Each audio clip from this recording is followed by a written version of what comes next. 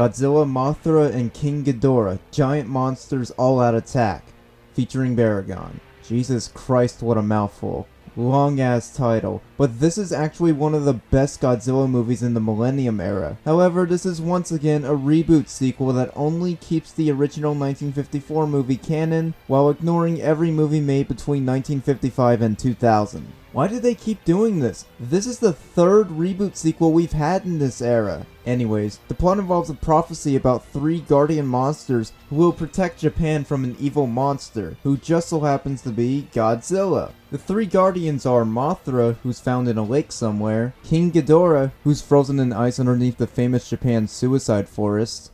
I'm not kidding. Then there's Baragon, who just kinda appears. All 3 guardian monsters try to defeat Godzilla. Meanwhile, there's this news reporter named Yuri Tachibana who goes around looking for all the monsters throughout the entire movie, trying to document them for her news team. Yuri's a great leading character in this movie. She's really engaging in all her scenes and also has great chemistry with her colleague, Teraki Takada. The rest of the movie consists of amazing visual effects and some entertaining monster action. GMK is a solid movie in the series that I really don't want to reveal too much about it because I seriously recommend checking it out for yourselves. Though I will highlight a few bits. There's this one scene in the movie that's always fucked me up. After Godzilla appears and starts destroying Tokyo again, he passes by this hospital, and there's a girl inside freaking out at the sight of him. However, it seems like he's not gonna harm her after walking away. But his tail says otherwise. Jesus, this Godzilla is ruthless. What a memorable scene. The monster fights, like I said, are entertaining as hell. Godzilla ends up fighting Baragon first, and their fight is insanely well staged and shot. The effects here are the absolute best they've ever been in a Godzilla movie. Plus, Baragon is a really adorable monster. I love his revamped design. It's a nice upgrade. Speaking of which, Godzilla's new look, which is dubbed GMK Goji.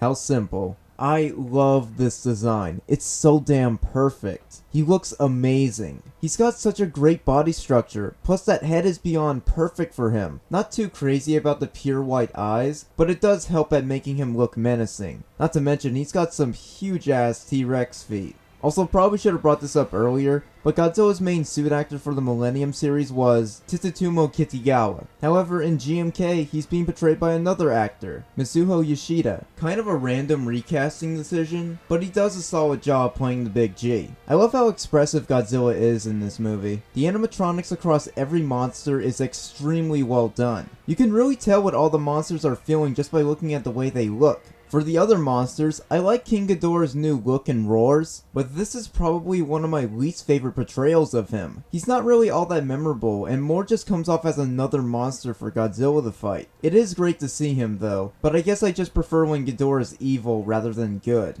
Mothra looks awesome. Previously, she was portrayed as a cute, fluffy looking butterfly, but here, she's way more moth-like and looks incredibly badass. I do wish she had more scenes. She makes a brief appearance early in the film while in her larva state, then next time we see her, she's already morphing into her adult form. I love this redesign, but she really could have used more scenes. All the scenes that she is in are great, and her fight with Godzilla is a lot of fun.